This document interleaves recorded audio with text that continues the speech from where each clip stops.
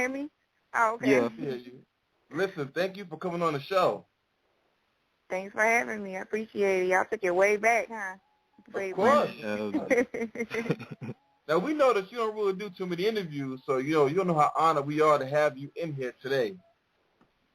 Oh man, I do interviews here and there. I'm not I'm not elusive. So we're gonna take it back. What's up though? Well, I don't know. I think we're just gonna, we're gonna let people get to know you all over again, reintroduce you. Not that you might need it, but for those who've been living under a rock, who may not know who the one to know that CHARLI Baltimore is, we want to kind of, take them on this journey, if you don't mind. All right, I'm with it. Let's do it. All right, let's do it. So, of course, we know you're from Philly. Shout out to Philly. Mhm. So how did you get your start? Well, originally I was going to be in a group with Big and Jay-Z called The Commission. That was kind of like the plan that Big had put in motion on his second album before he passed away. But obviously due to his death, we weren't able to do that. So his partner, when he passed, kind of, picked up where he left off and signed me and Cameron to his first situation with Sony Records called Entertainment. So we were like the flagship artists over there. And then that situation didn't really work out that great. I don't think any artist's first situation really works out that great. So, but it's a great learning experience, and it kind of set me up for going into my Murder Inc. situation, which kind of prepared me for everything else that I wound up doing in the music business. Okay. And, of course, Murder Inc. was huge back during that time. How did it feel to kind of work with Ja Rule and Irv Gotti and Ashanti during their peak? It was a great learning experience to work, especially with, Ja and Irv, because I learned so much, and I had already had a deal before that, so I think by being so young, I think I was just not as appreciative of everything that, I got the second time around. Like, the second time around, it was really, bittersweet. It was great. It was just that it were so many other factors involved with the Murder Inc. situation, and creatively, I don't think me and Irv could get on the same page after a certain point. So I'm not mad at that though, because I was like I said, I learned so much, and it was such a great experience just working with them dudes. So it really did set me up for the situation I'm in now, which I run a label, I co-own a label. So like I said, I learned a lot of a lot of the ins and outs with the Murder Inc. situation. I mean, I had other things that I did after that. Obviously, with I worked with Black Wall Street for a little while. I worked with Scott Storch. I goes for a lot of stuff, but I really feel like the Murder Inc. situation is what kind of set me up for, everything that's kind of on the table now. Yeah, because you was working on the album True Lies when you was with Murder Inc. and it didn't. Remains unreleased. I was at Murder Inc. Yeah. And I left the label. I didn't. It just was a situation where a lot of people just had their own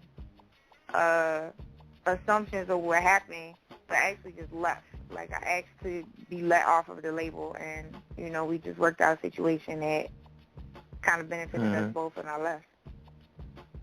Now, do you still... True Lies actually was an album that I was working on kind of recently. That was actually like an indie project before I did the whole B&B thing with Trick and Peanut. Yeah, True Lies was an indie project. Now, do you, I guess I got two questions. Do you still talk to or deal with anybody in Murder Inc.? And also, is True Lies ever going to be re-released? I wound up taking True Lies and kind of taking bits and pieces of it and putting it into the mixtape that I released on B&B last year. So I kind of picked the album apart. As far as Irv, yeah, I mean, periodically I speak to Irv, like through social media or whatever. We don't really, like, talk. And Ja, you know, when Ja came home, I reached out to him and we talked and everything. And like I said, the respect level I have for Ja is always going to be there. Nobody could ever, you know, put a nail in that. The Ja to me is one of the most creative people I ever worked with, so I always, you know, give him his props.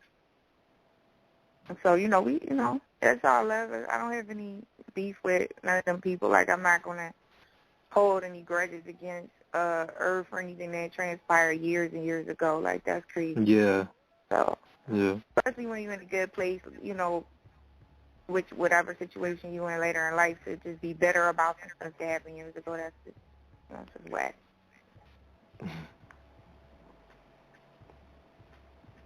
So, anything you working on now that, like, would you work on a project? I co-own a label called B&B out of Detroit with Trick Trick. Mm-hmm. Shout out to Trick Trick and his brother Peanut, the vice president of the label. And we put out the mixtape late last year, so it was doing really well. And we have some new artists that are great: Breezy, Cash Paid, and L Streets out of Chicago.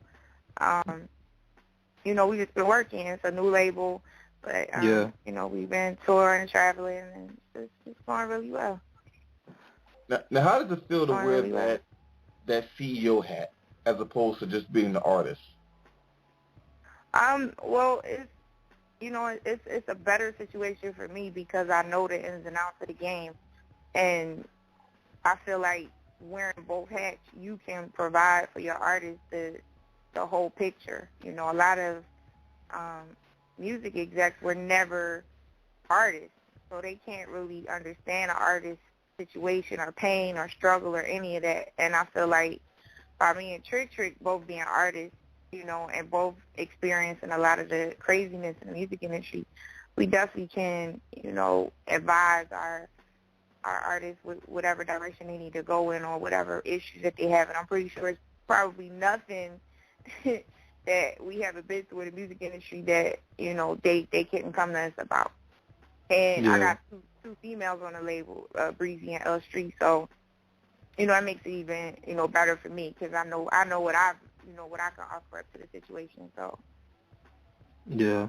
I'm glad to hear that you have, you know, you're breeding two female. Are they MCs or are they singers?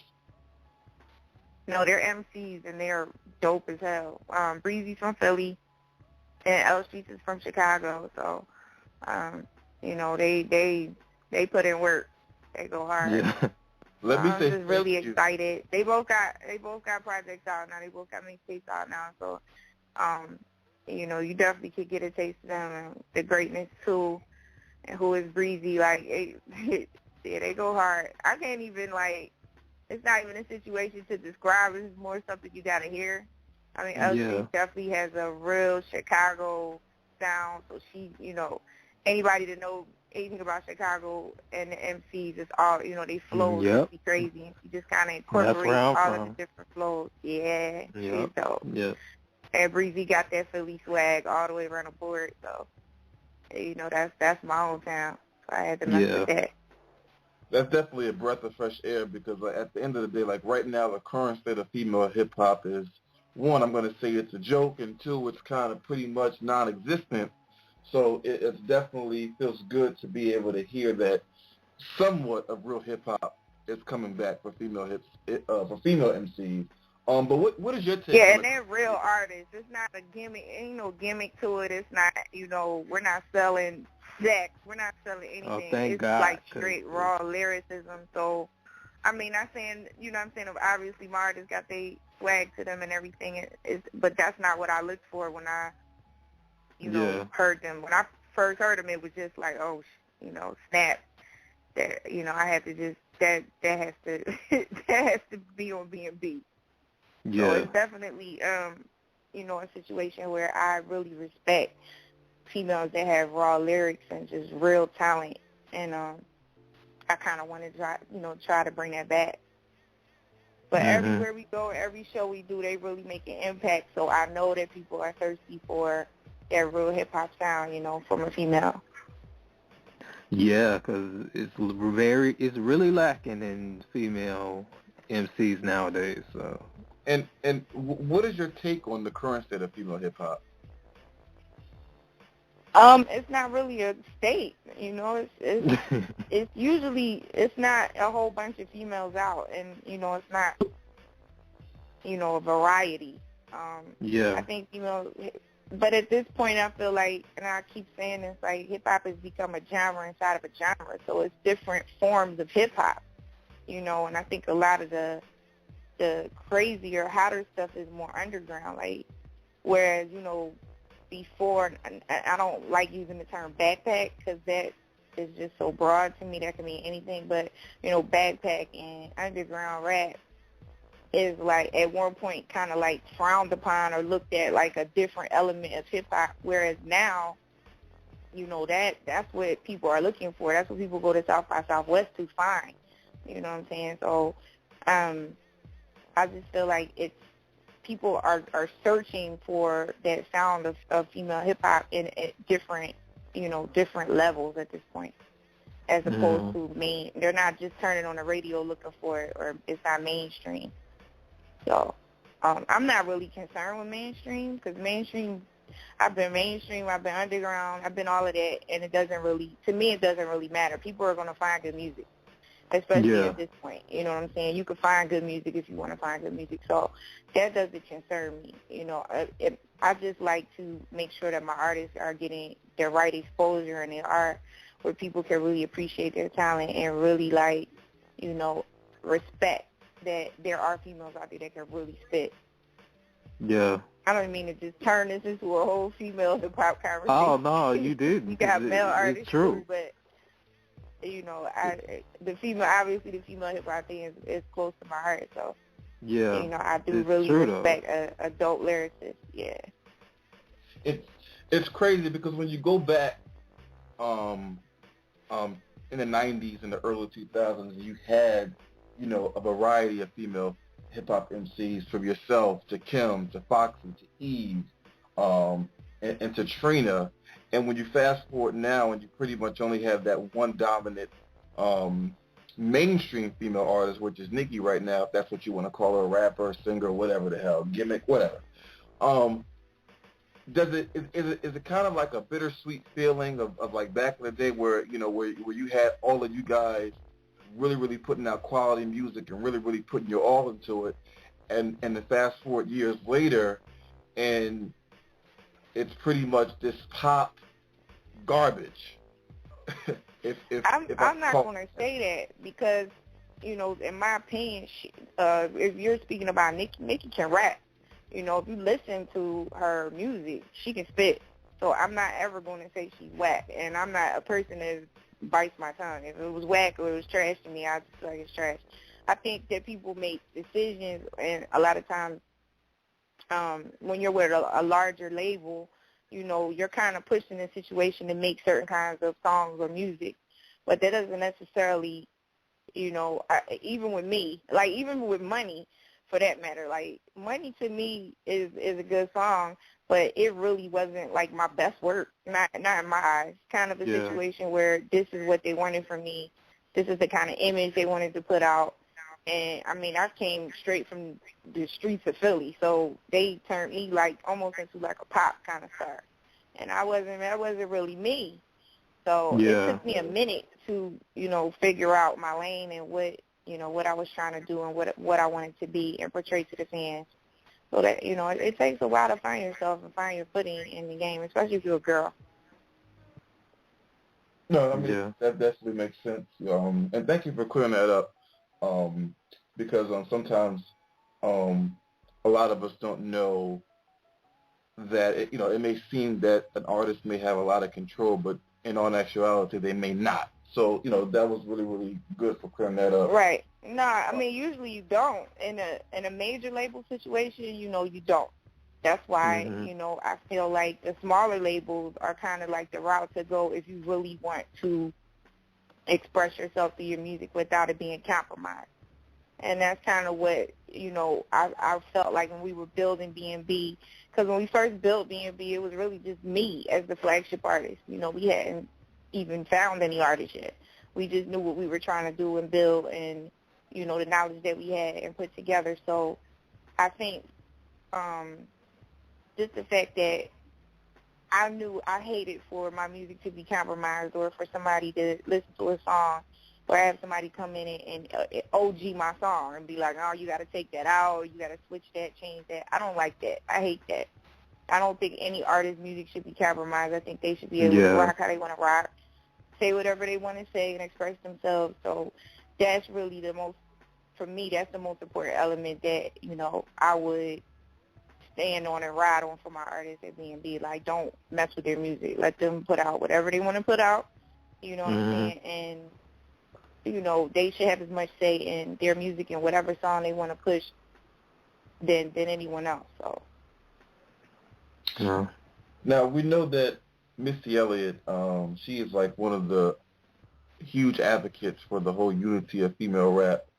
And, you know, her dream, which is, you know, which she posts on Twitter quite often, is to have pretty much all the female MCs perform together or reunite one time with 106 in Park. Do you feel like that could ever happen? I don't know. If anybody could probably pull it together, she probably could. You know, I feel like that she would have the strong enough, you know, hand to be able to pull that off. I don't know if that would ever occur just because of the dynamics. There's so many different dynamics when it comes to females. But it sounds like a great idea. It would be whether or not dope. it could happen. Yeah, it would be dope. Because I always felt it would be dope. I always felt that female hip hop can definitely come back, but I think it needs to be, again, I think you guys need to kind of work together, and two, it needs to kind of hit us hard, meaning it needs to be a good amount of releases at one time as opposed to somebody releasing something this year and then 2 years later somebody else releases something. I think that if we get that competitive nature with female hip-hop again, not beefing, but just more of the competitive side, all at the same time, I think people will get a lot more interested in, you know, let me buy her album, you know, because I want to see if her album is going to be better than the next person's, you know, and right now we don't. I mean, the problem with the competitive nature of just hip hop is that, to me, you know, guys know how to be competitive without being catty, and you know, for the most part, females, it's hard for us to separate the two. It's like immediately catty involved with competitiveness, and it doesn't have to be, you know. So I feel like, you know, even with me having two female artists, they never, you know, disrespect each other. They compliment each other to the fullest, you know what I'm saying? And we all perform together. It's never a situation of, oh, I'm not doing that, you know what I'm saying? Or it's never none of that. Like, I don't have any of those problems. It might sound like it's the bullshit, but it's not. Like, I really don't have those issues. Like, we all, you know, support each other, compliment each other from a artist perspective. And, you know, it's three totally different styles of music, even though me and Breezy are both from Philly. Like, you know, I obviously been rapping longer than her, you know what I'm saying? So she got a whole new type of swag and style, whole Philly style with her. And Streets is from Chicago, so it's like we all can learn something from each other as opposed to everybody just sitting there being petty and catty. Like, no, first of all, nobody has time for that. And for two, it looks bad. So, I just feel like the more that, you know what I'm saying, the more we get out there and show that, you know what I'm saying, we can do this and there's unity in it, you know, it sets a better example for other females where it doesn't have to be petty and catty or people calling each other out on social media and all that craziness. Well, I want to commend you because it seems like you're the person that's taken that huge first step. And, you know, I definitely respect that because, like I said, you know, we know how passionate you are about female hip-hop, and I can see your contribution of trying to bring it back with your two artists, as well as, you know, even keeping yourself and your name out there, and it's really, really commendable. So, you know what we're going to do is we're going to get into another one of your joints, and then we're going to come back and we're going to chat some more. You guys here, we got Charlie. I'm still here. Yeah. How do you feel when you hear some of your old classic joints? It's all good. I'm in the present, so I listen to what I'm working on currently. That is all good. Okay. So, we know that she was down with Murder Inc., and it was the beef around that time was with Murder Inc. and 50 Cent crew, G-Unit. How did you feel about that around that I mean, time? I definitely wasn't rocking with it. First of all, I didn't even know that dude, so I don't like being put in situations where I'm being, put in the middle of something, or my name's being put in the middle of something. I don't even know what's going on. Yeah. So, I definitely was not rocking with that. Because I know that situation. you had a, because he threw your name in something and you was just... and I flipped out. I don't rock like that. So, don't put me in your records and not expect no type of repercussions or whatever. I don't rock like that. Like, whatever your beef is with, men beefing and all that, that's cool. But, he was just on some whole other type of time to me. I didn't respect it, how it was, I understand it, you know what I'm saying, but I didn't respect it. But, everything comes full circle eventually, so, you kind of look at that situation now and say, oh, okay. Right. I've just never been a fan of any man coming at a female. It's whack, you know what I'm saying? Yeah. Like, I don't even know you. Like, I've never even set eyes on you, and my name is all out your mouth. Like, that's crazy. I don't, that's not where I come from. That's not respectable at all. On no level. So, that it is what it is, and I understand we was targets because we was super high at the time. Biggest, yeah. Right. So I get it, but I still don't respect it. I don't respect it to this day. So. Can you even describe that feeling of just Murder Inc. being on top, and then just this whole firestorm with 50 Cent and Ja Rule, and just how it seemed like pretty much people just kind of turned their back on Ja Rule. Everybody was Team 50. Nobody pretty much cared about or respected the contributions that Ja Rule, put into the game at that time. How was it being on Murder Inc. and just that whole time? Was it crazy? Could you even remember any of that stuff? Yeah, I remember it. I mean, it was a lot of other stuff going on. Irv had a federal case at the time that was going on. So, in the midst of all that, we had a whole,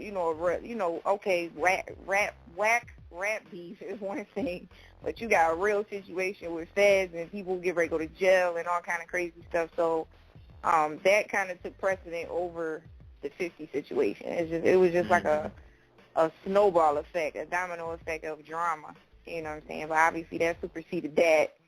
And, nobody really, I don't think people really had the time to invest into the whole trying to decipher the 50 Cent situation. I mean, it was a lot of politics that went on behind the scenes and before, 50 put out that first album or whatever, that album he put out, that people don't know about.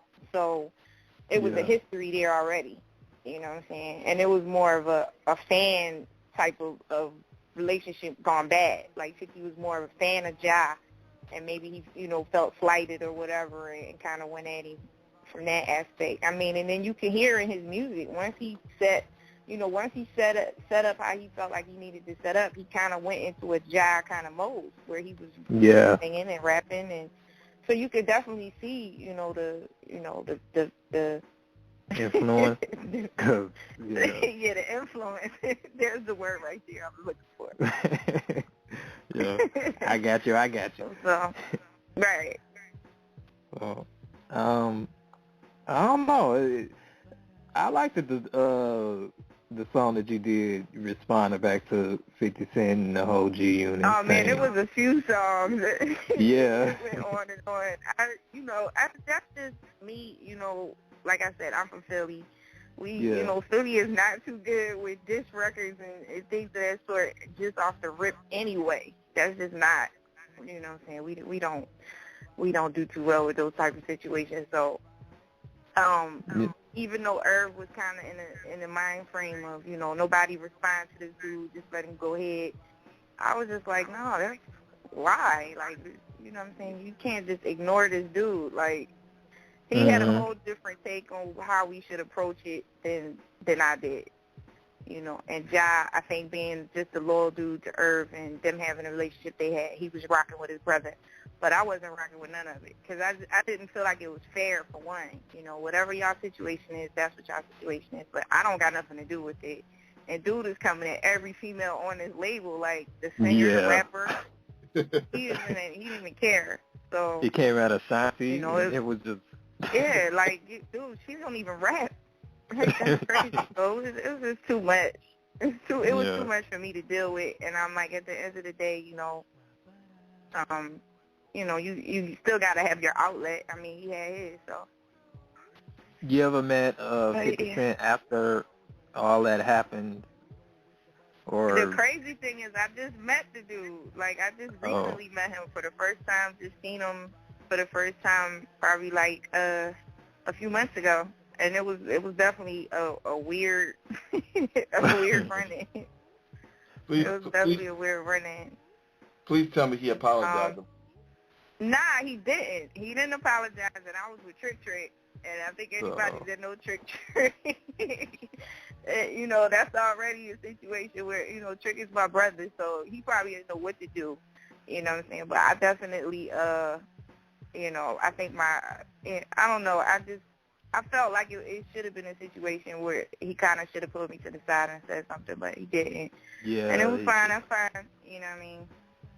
I mean, it happened a long time ago, and I mean, I go up to This Is 50. I got people that I rock with up there, so, you know, I go up there, you know, deal with my people that I deal with up there. Shout out to Jack Thriller, and shout out to Viv. You know, I go up there and deal with them, but that particular day, he just so happened to be there, and it was funny.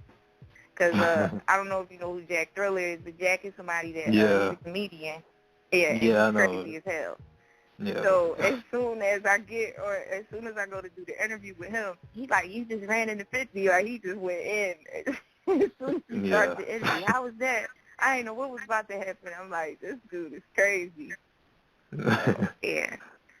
It definitely was, like I said, it was a weird run-in, but, you know, it is what it is. He didn't say hi, nothing? Or...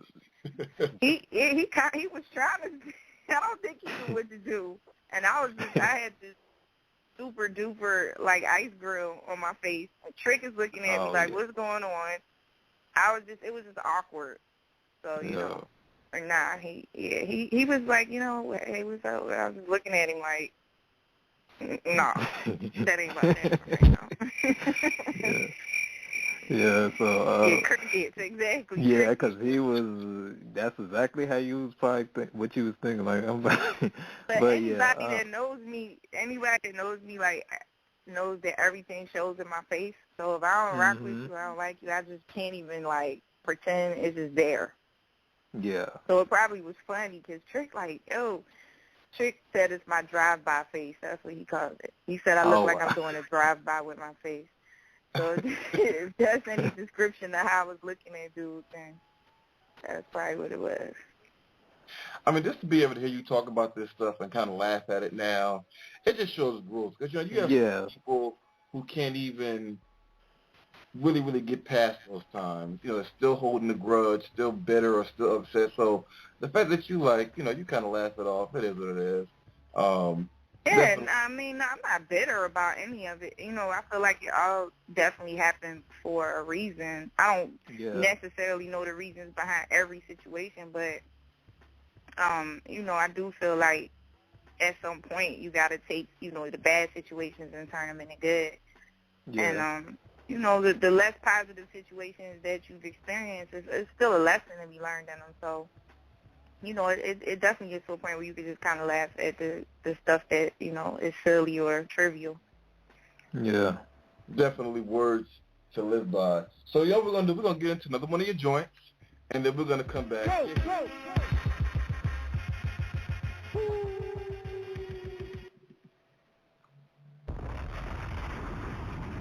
Yeah, I came from Kim Wig on that.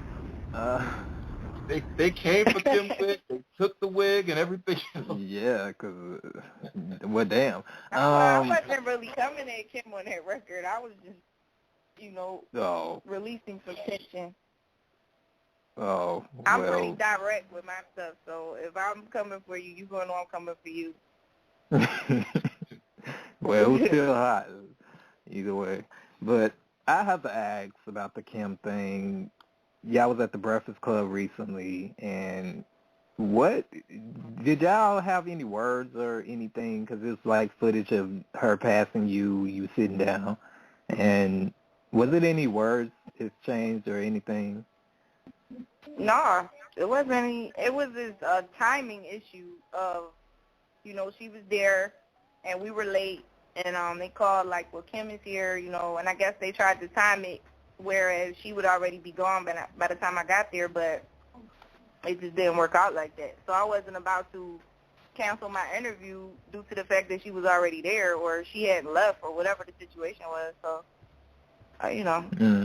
that she just, her interview was ending and mine was getting ready to start. So that's how they went. It wasn't so if Kim said, let's do a track today, would you do it or you'll just turn it down? I mean, I don't have any beef with, people. Like, whatever her issues are with me are her issues. Like, I don't have no beef with her because I really don't care. I feel like if you don't care about something, you can't really have beef with it. And I'm not trying to even sound crazy. It's just that's the mind frame that I'm in. If you don't really even know what, I know what, the situation is, but it's just like, it's so old. You know what I mean? I'm not stunting that at all. So, from a female, hip-hop perspective, yeah, I would probably do it. Yeah. Yeah, I would do it. Yeah. That's cool to hear that. It just shows so much growth in you. Like, I mean, listening to you, I'm impressed. Not that I didn't think that you are, bigger than situations, so please don't take it the wrong way. But you'll have so many female MCs who won't even say anything that you just said. They won't even admit it. Yeah. So the fact that you can look at these things years from now and grow from it and be like, you know what, that happened years then. I'm gonna leave that back now. I'm looking forward to the future. So, definitely a good look. Right. Yeah. So the Biggie, like his funeral, how was that? Like the atmosphere of everything. Like, what was your last moments with him, I should say? And what did he, like, instill in you or teach you the last thing? I mean, the funeral, that's kind of like it speaks for itself. Obviously, the setting of a funeral is, a sad situation. As far as me and him, I had really just left L.A. when that happened the day before. So, yeah. That was just a wild situation all the way around the board. But as far as what he instilled in me, once he realized I could rhyme, he just was like, you need to write a rhyme every day. And he was real motivating in it, which I appreciated because it was like, I mean, who better than to be getting advice from than Big? Like, it wasn't like a situation of him, trying to help me because I was his girl. He was really trying to help me on some, really thought I was a dope MC. So, yeah, I really respected and appreciated all the advice that he gave me. Yeah. I look at it like this. If you got the seal of approval from Big, right, nothing matters. Yeah, wouldn't anybody say. Absolutely. And speaking of Big, did you what did you think about the whole BIGGIE movie? I know we got a lot of mixed. I didn't see it. Oh, okay. Well, I guess we got that. I didn't watch it. Yeah. Oh wow. I didn't watch it. Well, it was whack. I mean, it was. That's all I can tell you. I mean, it was entertaining. I don't know how true the story was, but it was an entertaining bit. It was. I mean, silly. obviously I heard about the movie or whatever, and I know bits and pieces of it, but I just feel like if it's gonna be a movie done on Big's legacy, it should be told from D-Rock or Little C's or somebody that was with him every day, that lives with him, not, anybody else. And I feel like it should really focus on the music, not his personal life. I don't feel like his personal life should overshadow his legacy of music. So that's where I'm at with it. I have to go back. I hope you don't be mad at me for this, but was Little Kim really rolling down the aisles like that? We not getting into all that. You got I was just dying laughing when you said. Wait, what? I'm confused. What happened? Oh my God!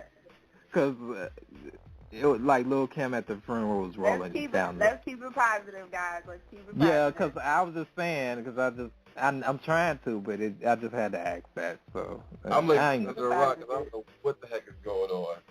Yeah, so we can move. So who are you listening to in your iPod right now? My artists, Cascade, Breezy, and L Street. And I do a lot of driving, so I'm definitely rocking with them. And recently I was just talking with Raekwon. We supposed to get together and do a record, so I'm excited about that. Me too, hearing that. Yeah, I gotta see huge, this. Go ahead. I didn't hear you. What you say? No, I wanted to say this before we go off air. One, I want to say you're an official friend of the show, and you're always welcome. And that goes for the same for your artists. And I also want to shout out Sean Boatman because he really, really made this happen. Yeah. Okay, yeah. Shout out to Sean. And I definitely will come back and bring my artists, have my artists come do some interviews up there. Yeah. They're always welcome. So, you make sure you hit us up. We'll make it happen. I don't care who we got to move out the way. They're welcome. Yeah, so